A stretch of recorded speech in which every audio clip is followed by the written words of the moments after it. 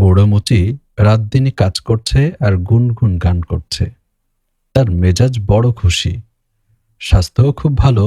খেটে খায়, স্বাচ্ছন্দ্যে দিন চলে যায়। তার বাড়ির ধারে এক ধনী বেনে থাকে, বিস্তর টাকা তার, মস্ত বাড়ি, অনেক চাকর বাকর। মনে কিন্তু তার সুখ নেই, স্বাস্থ্যও তার ভালো নয়। মুচির বাড়ির সামনে দিয়ে সে রোজ যাতায়াত করে আর ভাবে, এই লোকটা এত গরিব হয়েও রাত দিনই আনন্দে গান করছে, আর আমার এত টাকা করি, আমার একটু আনন্দ হয় না মনে। গাওয়া তো দূরের কথা, ইচ্ছা হলে তো টাকা দিয়ে রাজ্যের বড় বড় উস্তাদ আনিয়ে বাড়িতে গাওয়াতে পারি, নিজেও গাইতে পারি। কিন্তু সে ইচ্ছা হয় কই? শেষটায় একদিন সে মনে মনে ঠিক করলো যে এবার যখন মুচির বাড়ির সামনে দিয়ে যাবে, তখন তার সঙ্গে এ বিষয়ে কথাবার্তা বলবে।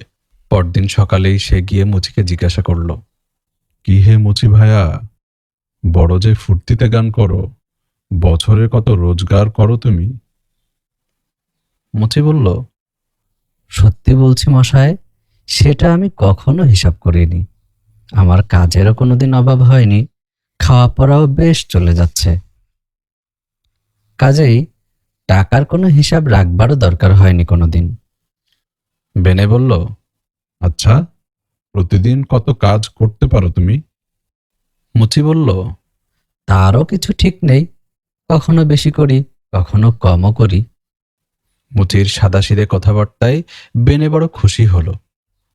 তারপর একটা টাকার থলে নিয়ে সে মুচিকে বলল, এই নাও হে, তোমাকে 100 টাকা দিলাম, এটা রেখে দাও, বিপদ আপদ অসুখ বিসুখের সময় কাজে লাগবে।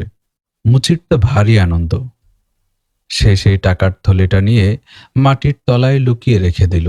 তার জীবনে সে কখনো একসঙ্গে এতগুলি টাকা চোখে দেখেনি।